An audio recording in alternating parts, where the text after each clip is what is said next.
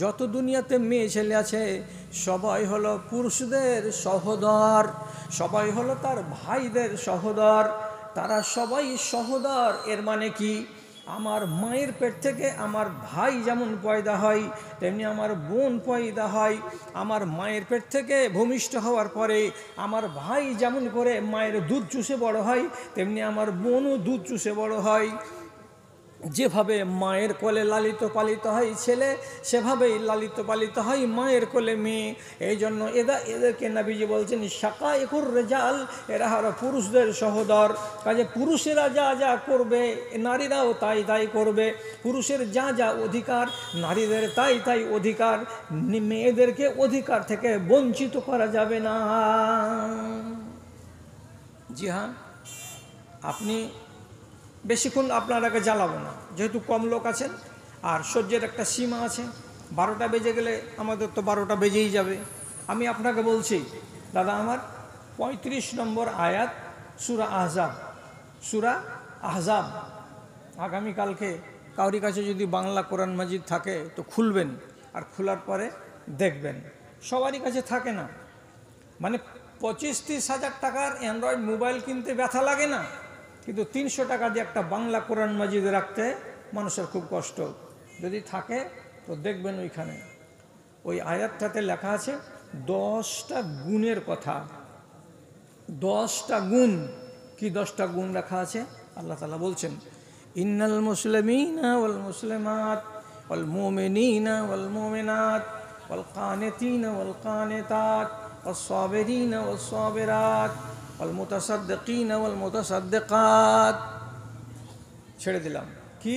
আল্লাহ তাআলা বলছেন মুসলমান পুরুষ লোক এবং মুসলমান মেয়ে ছেলে, মুমিন পুরুষ লোক এবং মুমিন মেয়ে ছেলে, ধৈর্য ধারণকারী বেটা ছেলে এবং ধৈর্য ধারণকারিণী মেয়ে ছেলে, সাদকা দানকারী পুরুষ লোক এবং সাদকা দানকারিণী মেয়ে ছেলে, আল্লাহকে স্মরণকারী পুরুষ লোক এবং আল্লাহকে স্মরণকারী মেয়ে ছেলে, আল্লাহর ভয়ে নিজেকে কুঞ্চিত করে দেওয়া পুরুষ লোক এবং আল্লাহর ভয়ে নিজেকে জড়ো করে নেওয়া একটা মেয়ে ছেলে, আল্লাহর জন্য নিজের আবরুকে সুরক্ষিত করা বেটা ছেলে এবং আল্লাহর জন্য নিজের আবরুকে সুরক্ষিত করা একটা মেয়ে ছেলে।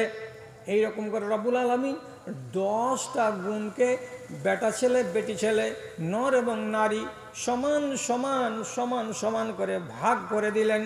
তুমি যেমন সবুরকারী হও তেমনি মেয়ে ছেলেও সবুরকারী হয়, তুমি যেমন মুমিন হও মেয়ে ছেলেও মুমিনা হয়, তুমি যেমন মুসলমান হও তেমনি মেয়ে ছেলেও মুসলমান হয়, তুমি যেমন রোজাদার হও তেমনি মেয়ে ছেলেও রোজাদার হয়, তুমি যেমন আল্লাহকে স্মরণ করো মেয়ে ছেলে তেমনি আল্লাহকে স্মরণ করে, তুমি যেমন জাকাত দিতে পারো তেমনি মেয়ে ছেলেও জাকাত দিতে পারে, তুমি যেমন নিজের হেফাজত করো আবরু ইজ্জতের তেমনি মেয়ে ছেলেও হেফাজত করে আবরু ইজ্জতের। 10টা চরিত্রে সমান সমান সমান দিয়ে আল্লাহ তাআলা বলছেন আদাল্লাহুল্লাহ, আল্লাহ রাব্বুল আলামিন এই সমস্ত লোকেদের জন্য জান্নাত তৈরি করে রেখেছেন। তাহলে আমাদের কাম্য, আমাদের গন্তব্য কি? সবারই একটাই, মরার পরে আল্লাহ যেন জান্নাত দেয়। তো 10টা গুণে গুণান্বিত ছেলে যদি জান্নাত পেল, আপনি আপত্তি করেন? 10টা গুণে গুণান্বিত মেয়ে ছেলে আর কিছু পাবে? জান্নাত কেন দেওয়া হলো না? ভাই আমার, ওরও জন্য যেমন জান্নাত আপনার জন্য তেমন জান্নাত। ও যেমন বৈশিষ্ট্যে গুণগত বিচারে আপনার সমান তেমনি আপনি ওর সমান। আল্লাহ তাআলা বলছেন তোমাদেরকে আমি সব দিক দিয়ে সবাইকে সমান করেছি, কেউ বড় নয় কেউ ছোট নয়। এখন আপনারা মনে মনে বলবেন হাজি দুনিয়ার মাওলানার মুখ থেকে ওয়াজ শুনলাম পুরুষেরা হলো মালিক, পুরুষেরা হলো হাকিম, পুরুষেরা হলো মেয়ে ছেলেদের উপরে পৃষ্ঠপোষক অমুক তমুক, তো তুমি বলছো সব সমান। আরে বাবা, আমি কি অস্বীকার করছি? দুজন সমান অধিকারের দিক দিয়ে হতে গেলেও একটা তো মালিক লাগবে। আল্লাহ তাআলা মালিক বানিয়েছেন আপনাকে, তো কেন? কোরআনে লেখা আছে বিমা আনফাকতুম আলাইহিন্না, যেহেতু তুমি টাকা খরচ করো ওই মেয়েটার পিছনে, এই জন্য আল্লাহ তাআলা তোমাকে মালিক বানালো। আর মেয়ে ছেলেটাকে তোমার অধীনস্থ বানালো। তার মানে এটা নয় যে ওই মেয়ে ছেলেটির ইজ্জত একবারে চলে গেল রসাতলে আর তুমি চলে গেলে শৃঙ্গে পাহাড়ের, এমন কথাটা নয়। তোমাদের, আমাদের, আপনাদের সবার নারীদের সঙ্গে লেনা দেনা, উঠা বসা, খাওয়া দাওয়া, আচার ব্যবহার সমস্ত কিছু এক, সমস্ত কিছু সমান। জি, ফজিলতে তাকে আপনি কম করবেন না কোনো সময়। ওরা ফজিলতে পিছিয়ে নেই। আপনাকে উদাহরণ দিতে গিয়ে শুধু বলি, ভালো কাজে যদি তাদের ভালো নাম আছে, তো মন্দ কাজেও তো তাদের ব্যাপারে আল্লাহ তাআলা তফাৎ করেনি। শুনবেন, শুধু মনে রাখবেন, এটাকে বেশি লম্বা চড়া করে ঘাঁটবেন না। এক সাহাবী, তার নাম মাইজ বিন মালিক, বেচারি বিবাহিত মানুষ, ব্যভিচার করে নিয়েছিলেন। ব্যভিচার হয়ে গেল, শয়তানি ওয়াসওয়াসায়। রাসূলুল্লাহ বললেন রজম করে দাও। ওকে ময়দানে নিয়ে গিয়ে রজম করে দেওয়া হলো। তো সেই লোকটার ব্যাপারে রাসূলুল্লাহ খানিক বাদে, রজম হয়ে যাওয়ার পরে যখন মরে গেছে লোকটা, তখন খবরটা পাওয়ার পরে বলছেন আল্লাহু আকবার, এই লোকটা যে মরে গেল ব্যভিচার করার কারণে, তো এত তওবা করেছে যে আল্লাহ রাব্বুল আলামিন ওর তওবাগুলোকে নিয়ে যদি 70টা মানুষের মাথা প্রতি ভাগ করে করে করে করে দিতেন, তো ওর তওবার বদৌলতে 70টা মানুষ জান্নাত চলে যেত। তাহলে একটা মানুষ, পুরুষ লোক অপরাধ করলো, শাস্তি পেতে হলো। আলাদা কি নারীর বিধান? যে না, একটা নারীর কথা বলছি, গামেদি বংশের মহিলা, তার সম্ভাব্য নাম হচ্ছে ফাতেমা, ব্যভিচার করে নিয়েছে, বিবাহিতা স্ত্রী, মেয়ে ছেলে। রাসূলুল্লাহ বললেন রজম করে দাও। মেয়েটি বলল আমার পেটে বাচ্চা আছে। রাসূলুল্লাহ বললেন 10 মাস অপেক্ষা করো, বাচ্চা ভূমিষ্ঠ হবে, তারপরে তোমাকে মারা যাবে। বাচ্চাকে কোলে করে নিয়ে রসুলের কাছে এসে বলছেন এই বাচ্চা আমার ভূমিষ্ঠ হয়েছে, আপনি এবার আমাকে রজম করেন। রসুল বললেন বাচ্চাটা খাবে কি, তোমাকে যদি মেরে দিত? আল্লাহ পাক রসুলকে 10 মাস আবার অপেক্ষা করালেন। এই যে এতদিন ধরে অপেক্ষা করলো, তারপরে মেয়ে ছেলেটিকে রজম করা হলো। এর ব্যাপারেও রসুলুল্লাহ আবার বলছেন যে মেয়ে ছেলেটি যে মরে গেল, মেরে ফেলা হলো, রজম করে দেওয়া হলো ব্যভিচারের কারণে, তাহলে এই সময়ের ভেতরে সে আল্লাহর কাছে এত তওবা করেছে, এত তওবা করেছে, এত তওবা করেছে যে মদিনার অধিকাংশ লোক যদি তার তওবাগুলোকে নিজের ঘাড়ে নিয়ে নেয় ভাগ করে করে, তাহলে এই মহিলার তওবার বদৌলতে এক ঝাঁক লোক মদিনার, এরা জান্নাতের ভাগীদার হয়ে যেতে পারবে। ভাই আমার, আমি ডিটেলস বলছি না, শর্টে বললাম। আমি শুধু বলছি যে এই সমস্ত শাস্তির বিচারেও নারী পুরুষ আলাদা নয়। আমলের বিচারে আল্লাহ তাআলা নারী পুরুষকে আলাদা করেননি। আঙুলে গুনেন 4, 5, 6, 7, 8টা এই কটা বিধান আছে যে নারীরা আলাদা আর পুরুষরা আলাদা। শুধু একটা কথা আপনাকে আর শেখাই, কি শেখাবো আমি? পুরুষরা 4টা বিবাহ করতে পারে যদি তার সামর্থ্য থাকে। নারীরা কোটি টাকার মালিক হতে গেলেও একটাই বিবাহ করতে পাবে, এক টাইমে একের অধিক ছেলেকে বিবাহ করতে পাবে না। কথা বোঝা গেল? একটা পুরুষ লোক 4টা বিবাহ করবে একই টাইমে, তার বৈধ, কিন্তু একটা মেয়ে ছেলে একই সময়ে একাধিক পুরুষকে বিবাহ করতে পাবে না। এটা আল্লাহর বিধান, আলাদা। আর একটু আলাদা দেখেন, সামান্য, খুব বেশি বেশি আলাদা আলাদা নয়, সামান্য সামান্য আলাদা। একটা ছেলে সাবালক হলো, এবার নিজের মাকে বলেনি, বাপকে বলেনি, বংশকে বলেনি, গোত্রীয়কে বলেনি, কাউকে বলেনি, দিল্লি খাটতে গিয়ে কোন একটা মেয়ে ছেলেকে হালাল উপায়ে বিবাহ করে স্ত্রী বানিয়ে নিয়ে বাড়ি চলে এলো। বাপ যদি বলে আমি জানতে পারিনি, এই বউকে আমি বাড়িতে উঠতে দিব না, এটা বলার অধিকার বাপের নেই। কেন? মোহরের মালিক হচ্ছে ছেলে, এবং বেটা ছেলেরা হচ্ছে বাহিরের জগৎ সম্পর্কে সচেতন, এদের আকেল হচ্ছে বেশি নারীদের তুলনায়। অতএব তাকে আল্লাহ তাআলার পক্ষ থেকে পাওয়ার দেওয়া হয়েছে, তুমি সাবালক হওয়ার পরে যদি বিবাহ করো তুমি করে নিতে পারো। কিন্তু নারীদেরকে আল্লাহ তাআলা পাওয়ার দেননি তুমি যতই জ্ঞানী গুণী হও না কেন, বাহিরের জগৎ সম্পর্কে তুমি তুলনায় কম জানা, অতএব তুমি একাই একাই বিবাহ করতে পারবে না, তোমার বাপের তোমার অভিভাবকের অনুমতি লাগবে, তারপরে তুমি বিবাহ করতে পারবে। একটু আলাদা হলো। আর একটু কথা বলি, সোনা চাঁদি আপনি ব্যবহার করতে পারবেন না, আমি সোনা চাঁদি ব্যবহার করতে পারবো না, কিন্তু আমার মা, খালা, পিসিরা এরা সবাই সোনা চাঁদি ব্যবহার করতে পারবে। আমি আতর ব্যবহার করতে পারবো, কিন্তু আমার মা খালারা আতর সেন্ট ব্যবহার করে বাইরে যেতে পাবে না। যদি ব্যবহার করে তাহলে ঘরের ভেতরেই থাকতে হবে, তার আঙনাতেই থাকতে হবে, আঙনার বাইরে আসতে পাবে না। এ তো কয়টা তফাৎ আছে, বাকি তো সব সমান। এবার আপনি বুঝুন, আপনি যদি নিজের সংসারে সুখ চান, তো যে বিদ্যা বুদ্ধিকে নিজের বুকের ভেতরে নিয়ে একটা আদর্শ মানুষ হয়েছেন, এরকম আদর্শ একটা নারী আপনাকে আনতে হবে। তো নারীটা কি আদর্শ আপনি হয়ে যাবে, না তাকে আদর্শবান বানাতে হবে আমাকে? এ কথাটা এবার ভাবেন। বানাতে হবে। আল্লাহ ওদেরকে ফজিলতে কম করেনি। জিবরিল আমিন এসে আছেন আল্লাহর রসুলের কাছে, আর এমন সময় মা খাদিজা, আমাদের মা রাসূলুল্লাহর স্ত্রী খাদিজা 2 পা 4 পা করে আগাতে আগাতে রসুলের দিকে চলে আসছেন। উনি তো দেখতে পান না জিবরিলকে, কিন্তু জিবরিল দেখতে পাচ্ছেন হযরতে খাদিজাকে। তো রসুলুল্লাহকে হযরতে জিবরিল বলছেন, ইন্ডিকেট করে এমনি করে দেখিয়ে বলছেন, হাযিহি যাওজাতুকা আতাতকা ফাকরা আলাইহিস সালাম মিন্নি ওয়া মিনাল্লাহ। হে রাসূল, এই দেখেন খাদিজা আপনার বিবি হাতে কিছু নিয়ে খানা পানি 1 পা 2 পা করে এগিয়ে চলে আসছে আপনার দিকে, আপনার কাছে আসবে। যখনই আপনার কাছে এসে বসে যাবে, আপনি ওকে আল্লাহ রাব্বুল আলামিনের পক্ষ থেকে সালাম জানিয়ে দেন, এবং আমি জিবরিল সালাম দিচ্ছি, আমার সালামটাও আপনার বিবি খাদিজাকে জানিয়ে দেন। আরশের মালিক আল্লাহ তাআলা আসমান থেকে খাদিজার নামে সালাম পাঠিয়েছে। কি হলো? ইজ্জতে কম আছে?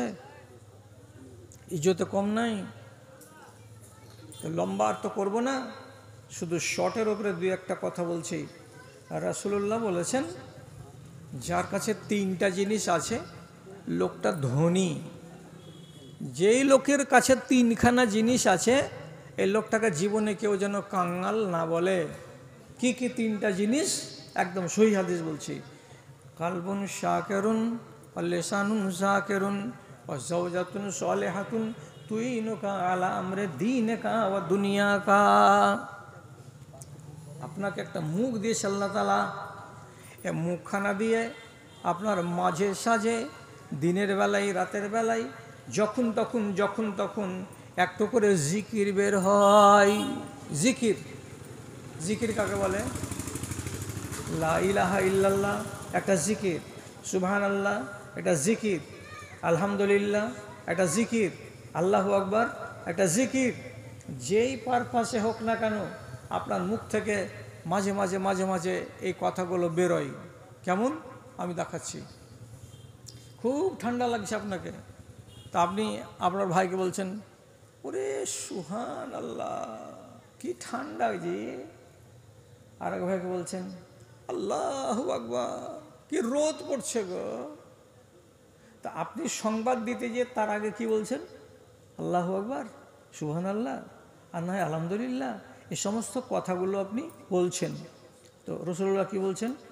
যেই মুখখানা ভিজে থাকে আল্লাহর জিকিরে, দিনের বেলায় রাতের বেলায় মাঝে সাঝে 1 বার 2 বার 3 বার করে হয় লা ইলাহা ইল্লাল্লাহ কিংবা আলহামদুলিল্লাহ কিংবা এই ধরনের কথাগুলো 1 বার করে উচ্চারণ করে, এই একটা মানুষ। 2 নম্বর, কালবুন শাকিরুন, একটা মানুষ সবসময় শুকরগুজার, মানে আল্লাহর কৃতজ্ঞতা জ্ঞাপনকারী, দুঃখে সুখে অভাবে সচ্ছলতায় সব সময় ওর মুখ থেকে আপনি পাবেন না কোনো সময় যে সে অকৃতজ্ঞতার ভাষা ব্যবহার করছে। যেমন রোগে আক্রান্ত হয়ে আছে, আপনি ওকে জিজ্ঞেস করতে গেলেন, ইনামুল ভাই কেমন আছেন, তো অথচ আক্রান্ত ব্যক্তি সে আবার বলছে যে হালাত আল্লাহ তাআলা রেখেছেন খুব ভালো রেখেছেন, আলহামদুলিল্লাহ ভালো আছি। কথাটা কেমন হলো? অ্যাকচুয়ালি লোকটা ব্যথাগ্রস্ত, কিন্তু তারপরেও কি বলছে, আলহামদুলিল্লাহ আমি ভালো আছি। একটা লোকের ধান ডুবে গেছে 14 বিঘা, মাত্র 14 বিঘা ভুঁই থেকে পুড়িয়ে বুড়িয়ে কত রকম করে এই 60-70 মণ ধান পেয়েছে, বাড়ি এসেছে। কোনো লোক জিজ্ঞেস করছে, ভাই কেমন হলো ফসল পানি? তো একগুলো লোক আছে কি শুধু কান্নাকাটি করা, মরে গেলাম, মার্ডার হয়ে গেলাম, একদম শেষ হয়ে গেছি, বরবাদ হয়ে গেছে, কিছু বাঁচেনি। এগুলো হলো কাউমাও করে বেশি বেশি কথা বলার লোক। আর একগুলো লোক কি বলছে, ওই যে 70 মণ পেয়েছি, আলহামদুলিল্লাহ, যেটি আল্লাহ তাআলা দিয়েছেন অতি খুশি, ইনশাআল্লাহ অতি আমার সিজন চলে যাবে, অসুবিধা হবে না। তাহলে আপনার মুখ থেকে কী বেরিয়ে এলো? কমের উপরেও সন্তুষ্টি, আলহামদুলিল্লাহ। তো আল্লাহ তাআলা ওয়াদা করছেন, যে ব্যক্তি শুকর করবে তাকে আমি বাড়িয়ে দেব, আর যে ব্যক্তি শুধু কাঁই কাঁই করবে, যা দিয়েছিলাম তা আমি ছিনিয়ে নেব। তাহলে দুটা গুণের কথা বললাম। আপনার মুখটাতে জিকির বেরোয়, এক, আপনার অন্তরটা হলো শুকরগুজার, কৃতজ্ঞতা জ্ঞাপনকারী। 2 নম্বর গুণ, 3 নম্বর গুণ আপনাকে আল্লাহ তাআলার নবী কি বলছেন, যাওজাতুন সালেহাতুন তুইনু আলা আমরি দীনিকা ওয়া দুনিয়াকা। বাড়িতে যদি ওই লোকটার একটা এমন মেয়ে ছেলে থাকে যে মেয়ে ছেলেটি হলো সালেহা, যে মেয়ে ছেলেটি হলো নেক, যে মেয়ে ছেলেটি হলো ইবাদত গুজার, এমন একটা মেয়ে সে যদি স্ত্রী হিসাবে পেয়ে থাকে, তাহলে ওই লোকটার কাছে 3টা গুণ পাওয়া গেল। তার জোবানটা জিকিরে ব্যস্ত থাকে, তার অন্তরটা শুকরগুজারি করে, এবং তার বাড়িতে একটা সুন্দর সালেহা এমন মেয়ে ছেলে আছে, যেই মেয়েটি তাকে ধর্মের বিষয়েও জ্ঞান দেয় এবং দুনিয়ার বিষয়ে তাকে জ্ঞান দেয়, ধর্মের বিষয়ে তাকে পথ দেখায় এবং দুনিয়ার বিষয়েও তাকে পথ দেখায়। 3টা জিনিস যার কাছে আছে, রাসূলুল্লাহ বললেন লোকটা ধনী, গরিব লোক নয়। কেন নয়? আমাকে আমার স্ত্রী ধর্মের ব্যাপারে জ্ঞান দিতে পারে, আমাকে আমার স্ত্রী দুনিয়ার ব্যাপারে জ্ঞান দিতে পারে। লম্বা করে লাভ কি, 12টা যেমনি বাজবে আর 5টা মিনিট আছে, আপনাকেও বলবো আপনার 12টা বেজে গেছে, আপনি স্টেজ খালি করে দেন। এই কয়েকটা মিনিটের ভেতরে আপনাকে বলছি শুধু একটা কথা, স্ত্রী যদি সলেহা হয়, শিক্ষিতা হয়, তাহলে আপনাকে দিনের বিষয়ে সাহায্য করতে পারবে, আর ধর্মের বিষয় বাদ দিয়ে এই আপনার দুনিয়ার বিষয়ে সাহায্য করতে পারবে। কি দিয়ে বুঝাবো? শর্টের ওপরে 5 মিনিটে একটা কথা বলে দেওয়ার পরে শেষ করে দেবো আলোচনা। কি বলছি? হযরত আবু বকর সিদ্দিক মিম্বারে দাঁড়ালেন, দাঁড়াবার পরে খুতবা দিয়ে বললেন, যেগুলো ছিল সরকারি রাখাল তাদেরকে বললেন, রাখালেরা ময়দানে দূরে জাকাতের যেগুলো উঁট আছে, সাদকার যেগুলো উঁট আছে, কালকে মদিনা শহরের কাছে নিয়ে চলে এসো। কেন? আগামীকালকে গরিবদের ভেতরে এটাকে বিলি বন্টন করে দেওয়া হবে, বিলি বন্টন করে দেওয়া হবে গরিবদের মধ্যে। এই খুতবাতে তিনি যখন বললেন, খুতবার কথাটা সবাই শুনলো, তো যারা যারা গরিব মানুষ ছিল তারা খুব আনন্দিত হলো যে আগামীকালকে বন্টন হবে, তাহলে কিছু একটা হবে। বাড়ি গেল, যাওয়ার পরে রাতটা কাটলো, ভোরের বেলায় নিজের বিবিকে বলছে, আদরের মা, আমি একটু মসজিদের দিকে যাব, মসজিদে নববীর দিকে। আরে তো তুমি অত দূর কী জন্য যাবা? কালকে তো এলা সন্ধ্যাবেলায়, এই তো কালকে তো জুমা পড়ে আসলা। বলছে না, একটা ভালো খবর আছে। কি খবর? তো এই খবর। লোকটা চলে যাচ্ছে হাঁটতে হাঁটতে, তখন ওর স্ত্রী ওকে, শোনো এদিকে এসো, আগে কাছে ডাকলো। ডাকার পরে বাড়ির ভেতর থেকে একটা 3.5 হাত লম্বা লাঠি এনে নিজের স্বামীর হাতে ধরিয়ে দিল। স্বামী লাঠিখানাকে এরকম করে ধরলো, আর ধরার পরে তখন স্ত্রীর চেহারার দিকে, চোখের দিকে তাকাচ্ছে, আর মনে মনে জিজ্ঞাসা করছে, লাঠি কেন দিচ্ছ গো, লাঠি কেন দিচ্ছ গো? আমি তো লাঠি ব্যবহার করি না। স্ত্রীরা বলছে, খোজ হাজাল খেতামা লাআল্লাল্লাহু ইয়ারজুকুনা লিয়াউমা এবেলা, ও স্বামী আমার, তুমি পাগল মানুষ, খ্যাপা মানুষ, তোমার বিদ্যা বুদ্ধিটা কম লাগছে। শুনো, আজকে তুমি মদিনা যাবে, ওখানে আবু বকর সিদ্দিকের পক্ষ থেকে তুমি একটা গরিব অভাবী মানুষ, যদি একটা উট পাওয়া যায় কিংবা দুটা উট পাওয়া যায়, তাহলে উটটাকে হাঁকাতে গেলে তুমি কি তোমার হাত দিয়ে হাঁকাবে, তুমি কি তোমার গামছা দিয়ে হাঁকাবে?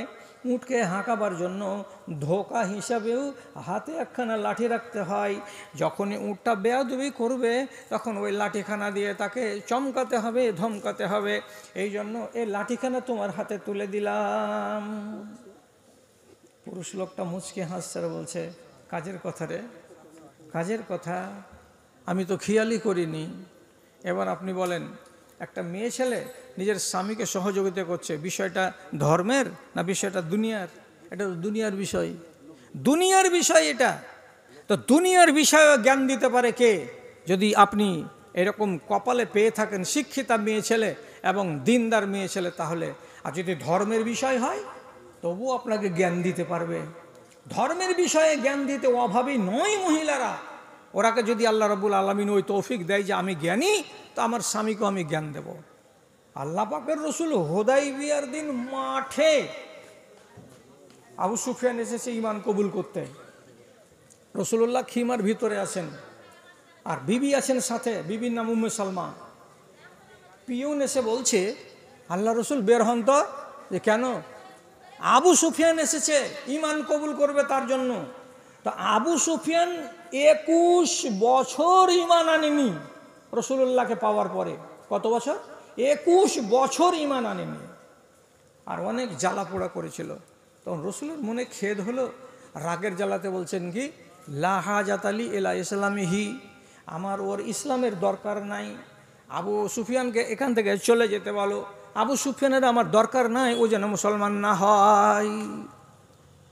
আরে একদিকে শ্বশুর হলো আর একদিকে চাচাতো ভাইও হলো, আর তাকে রসুল্লাহ এরকম করে যখন হেতহুত করে তাড়িয়ে দিলেন, 10 পা যায়নি আবু সুফিয়ান। স্ত্রী পার্শ্বে বসেছিলেন উম্মে সালমা, উনি তখন রসুলুল্লাহর কাছে একবারে মুখামুখি বসে তারপরে বলছেন, আপনাকে আল্লাহ তাআলা রাহমাতুল্লিল আলামিন করে পাঠিয়েছেন, সারা জগতের জন্য দয়া। আর আপনি যে দয়ার নবী, আর আবু সুফিয়ান এলো ঈমান আনতে, আর আপনি তাকে যে আপনি এমনি করে হেত করে তাড়িয়ে দিলেন, এটা কি আপনার মর্যাদার সাথে খাপ খাচ্ছে? আপনি কি কাজটা ঠিক করলেন? এটা তো একদিক দিয়ে শ্বশুর আর আর এক দিক দিয়ে চাচাতো ভাই, আর সে এসেছিল বড় মুখ করে আপনার কাছে ঈমান আনতে, আর আপনি বলছেন ওর ঈমানের আমার দরকার নাই। চলে গেল যে লোকটা, মুখটাকে ছোট বড় করতে করতে। কি করবেন? এটা কি ঠিক হলো? দেখেন, আল্লাহ পাকের নবী হলেন নবী, অথচ তার মাথাতে একরকম কথা কুলালো, আর স্ত্রী নবী নয় কিন্তু তার মাথাতে আর এক রকম কথা কুলালো। কি? যে আমার স্বামী এইখানে কিন্তু ভুলের উপরে আছেন, আমার স্বামী ঠিক কাজ করছেন না। বিষয় তো ধর্মের। স্বামীকে যেমনি গাইডলাইন দেখিয়ে দিলেন, সাথে সাথে আল্লাহ পাকের নবী পিয়নকে বলছেন, এই দেখো তো আবু সুফিয়ান কত দূরে গেছে। ওই যায়নি, ওই যে আছে আল্লাহ রসুল, যে ডেকে আনবে। কাছে ডেকে আনবেন, সামনাসামনি হলো। তারপরে পুরাতন দিনের কথাগুলোকে আবু সুফিয়ান বলছে, এগুলোকে আর উঠাইয়েন না, আমি ঈমান আনতে এসেছি। রাসূলুল্লাহর সামনে চাচাতো ভাই এবং সেই সাথে সাথে শ্বশুর, উনি হাতে হাত দিয়ে ঈমান কবুল করে নিলেন। ধন্য হলো তার জীবন। আমি শুধু শিখাতে চাইছি, জানাতে চাইছি আপনাকে, যে যদি স্ত্রী দিনদার হয়, ওর ভেতরে যদি দিনের বিদ্যা থাকে, তাহলে আপনাকে দিনের শিক্ষা দিয়ে সমৃদ্ধ করতে পারবে না, পারবে না। আল্লাহর কসম খেয়ে বলছি, আমাদের দেশে যেগুলো বাড়িতে তাহাজ্জুদের নামাজ পড়ে মেয়েরা, যেগুলো বাড়িতে তাহাজ্জুদের নামাজ পড়ে মায়েরা, এ আগে তাহাজ্জুদ ধরে। আর ওই বাড়িতে যদি পুরুষ লোকেরাও তাহাজ্জুদের নামাজ পড়ে, লেখে দিতে পারবো এই কথাটা, যে পুরুষ তাহাজ্জুদের নামাজ পড়ে ধরেছে, আগে তাহাজ্জুদের নামাজ স্ত্রী ধরেছে। আবার স্বামীকে ধরাই কেমন করে? ওই স্ত্রীতেই ধরাই। একবার দুবার তিনবার করে বালিশের কাছে মাথা দিয়ে বলবে, মোবারকের বাপ, তোমারও মরার টাইম হয়ে গেল, আমারও মরার টাইম হয়ে গেল। এমনি বেলাগাম জীবন কেটে গেল, মরার বয়স হয়ে গেছে, একটু আল্লাহকে ধরো, একটু আল্লাহ তালাকে ডাকো, কিছু নমাজ টমাজগুলো পড়ো। পারি না রে, খুব আলসি লাগছে রে। দুদিন করো, অভ্যাস হয়ে যাবে। একদিন বললো, দুদিন বললো, আর একদিন স্ত্রীটা কি বুদ্ধি দিছে, তুমি 11 রাকাত পড়িও না, তুমি পারবে না তো পড়িও না, তুমিই করো, তুমি 3 রাকাত পড়ো, 2 রাকাত তারাবি আর 1 রাকাত বেতর। তো নেই মামাতে কানা মামা ভালো। একদিন 3 রাকাত পড়লো, আর একদিন ওই লোকটাই বলবে হ্যাঁ আজ 5 রাকাত পড়ে নি। আর একদিন ওই লোকটাই বলবে তাহাজ্জুদ যেখানে 8 আর 3 11, তো যখন অজুও করতে হচ্ছে, উঠতেও হচ্ছে, এই টাইমে মুসাল্লা বিছাতে হচ্ছে, তো 3 কেন থামবো, 5 কেন থামবো, 11তে কেন থামবো না? স্ত্রীর গাইডলাইনে কত দুনিয়ার পুরুষ লোক নমাজি হয়ে গেছে, তাহাজ্জুদ গুজার হয়ে গেছে। স্ত্রীর পরামর্শে কত মদখোর লোক মদ ছেড়ে দিয়েছে, স্ত্রীর পরামর্শে কত চোর চুরি করা ছেড়ে দিয়েছে। কেন? যদি আল্লাহ তাআলা আপনার ভাগ্যে, আপনার তকদিরে এমন একটা স্ত্রী দিয়ে দেয় দিনদার, তাহলে পরে আপনি ওর কাছে দুনিয়ারও লাভ পাবেন, ওর কাছে দিনেরও লাভ পাবেন। তো এই লাভটা আগে হাসিল করতে হবে আমাকে কোথা থেকে? আমার আপনার মেয়েগুলোকে মহিলা মাদ্রাসাতে দিয়ে তাকে শিক্ষিতা করে তুলে তারপরে অন্যের হাতে তুলে দিতে হবে। তাহলে হবে আদর্শ মা আর বাবার সংসারে আদর্শ পরিবার। আর যেগুলো যেগুলো মানা আছে অতটি বলতে পাইনি, অতটি বলতে পেলাম না শর্ট সময়ের জন্য, এখন ছেড়েও দিলাম, 12টা বেজে গেছে। খোলাসা কথা হলো এই, কোরআন আর হাদিসকে ঘেঁটে ঘুঁটে সবকে মন্থন করে পাওয়া গেছে যে মেয়ে ছেলেদের জন্য 50টা কাজ করা নিষেধ। কটা? 50টা। 50টা কাজ মেয়ে ছেলে করতে পাবে না, এটা তাদের জন্য একটা আলাদা বিধান। যেমন চোখের ভুরুগুলোকে উপড়াতে পাবে না, মেয়েরা উপড়াই, এটা অনেক জায়গাতে আছে। ট্যাটু করা, এটা করতে পাওয়া যাবে না। পরচুলা চুলে লাগিয়ে দিয়ে চুলের বেনিকে এত বড় বড় করা, লম্বা করা, পরচুলা লাগাতে পাওয়া যাবে না।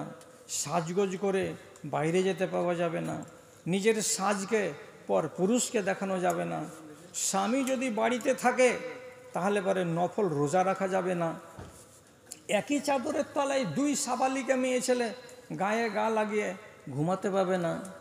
একটা মেয়ে ছেলে আর একটা মেয়ে ছেলের সামনে নিজের ইজ্জতকে খুলে দিয়ে বাচ্চাকে দুধ পান করাতে পাবে না। একটা মেয়ে ছেলে আর একটা আজনাবি পুরুষের সাথে এমনি তাকিয়ে কথা বলতে পাবে না।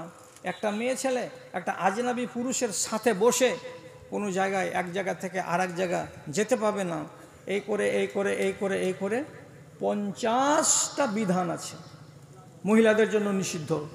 তো যাক, যদি আবার কোনো দিন সুযোগ লাগে, আবার কখনো ওই রকম মৌকা লাগে, তাহলে আপনাদের সামনে এগুলো জিনিস আপনাকে শিখাবার জন্য আলোচনা রাখবো। কেন যে আপনার কক্ষে আছে বেটি, আপনার কক্ষে আছে স্ত্রী, আপনার কক্ষে আছে বোন, আপনার কক্ষে আছে মা।